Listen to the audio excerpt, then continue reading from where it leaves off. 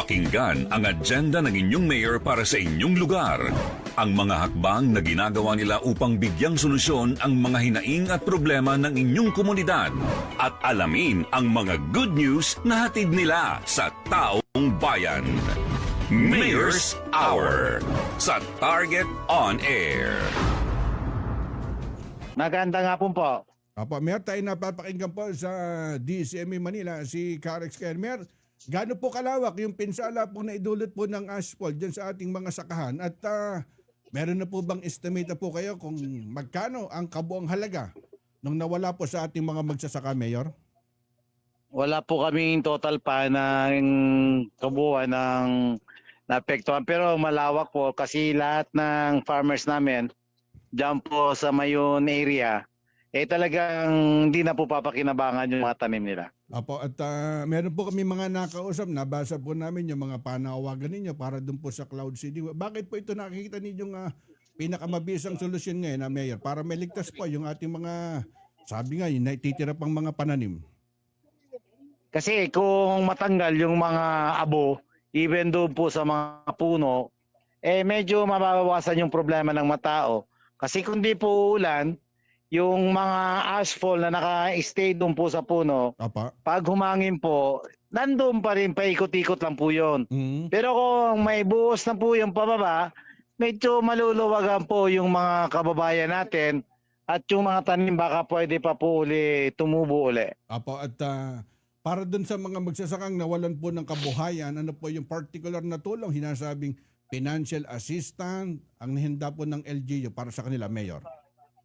Ang isang problema po natin kasi may mga kalabaw na namatay. Kung mabibigyan po tayo ng DA na mapalitan, baka pwede mabigyan na lang ng traktor na pwedeng gamitin po doon sa pagsasaka nila. Apa. At kung mabigyan na din po ng seedlings para po doon po may pamigay at makapagtanim po uli yung mga kababayan natin. Apo, at ano po yung assistant ng national government, ang DSWD, ano na pong ipadalang tulong po dyan, Mayor? Sa ngayon po, namimigay po kami ng food pack. Nasa barangay kami, nagkakaroon na rin ng consultation kung ano ang mga dapat gawin, anong kailangan nila para naman po matugunan din ang pangangailangan nila sa pagkain. Ongoing po kami sa distribution Apa. ng mga food pack na binibigay po naman ng DSWD. Kamusta po yung kalagayan po dun sa ating mga evacuation center? Kumbaga, sapat po ba yung rasyon ng pagkain at malinis pong tubig para po dun sa pamilya na lumikas po, Mayor? Yung pagkain, okay naman po kasi kahapon pa kami nag-start mamigay ng food pack.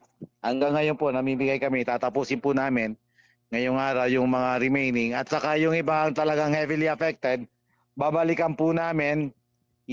Sinabihan lang po namin na sila na maglinis na ng kanilang bahay, ng kanilang palibot. At kami babalik para bigyan ulit sila ng pagkain. Pero may mga request sila na ibang kailangan, hindi lang po pagkain. Nag-request sila kung baka may magbigay ng walis tambo, walis tingting, at saka lagayan ng tubig. Apa. At saka po baka may farm tools na pwedeng ibigay para makapagtanim muli po sila at saka seedlings po. Apo, at kay na Mayor, bago namin kakausapin, may mga nakikinig sa atin dyan sa Barangay Anuling at may mga ilang residente pala doon, may mga alagang hayop sila na namatay. Meron po ba nasasakupan kayo Barangay Anuling, Mayor? Opo, barangay po namin yan, yung po ang pinaka-apektado kasi doon po nagsimula yung kapal ng abo na bumagsak po.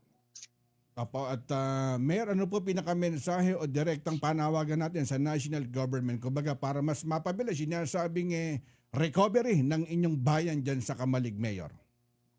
Yun po, matulungan po natin mga farmers kaya kailangan po ng farm tools, seedlings, at sabi nga nila, hindi lang pagkain ang kailangan nila, baka mabigyan din po ng cash for work para naman po kahit nagtatrabaho sila nung farm nila, may magamit silang pera din doon sa ibang pangangailangan nila. At panghuli na lamang po, Mayor, sa gitna po ng alert level 3, ano po yung bilin ninyo sa ating mga taga-Kamalig para mapanatiling ligtas habang hinihintay po, kumbaga para kumalma itong bulkang Mayon, Mayor? Bukas po may consultation uli kami. Magkakausap kami ng mga nasa loob ng 6 kilometers na wag na munang babalik doon sa lugar nila. Apo. Kasi importante yung kaligtasan nila. Mhm. Nandiyan naman po yung gobyerno para magbigay ng mga ayuda. Kasi binibigyan naman po sila ng pagkain. Binibigyan din po ng cash yung ating mga kababayan. Kaya Apa. wala ang rason na magsibalik po sila doon. Apo, at maraming salamat po sa pagkakataon, Mayor Carlos Baldon ng bayan po ng Kamalig Albay. Mayor, salamat po sa oras. Salamat din po. Pakinggan ang agenda ng inyong mayor para sa inyong lugar. Ang mga hakbang na ginagawa nila upang bigyang solusyon ang mga hinaing at problema ng inyong komunidad. At alamin ang mga good news na hatid nila sa taong bayan. Mayor's Hour sa Target On Air.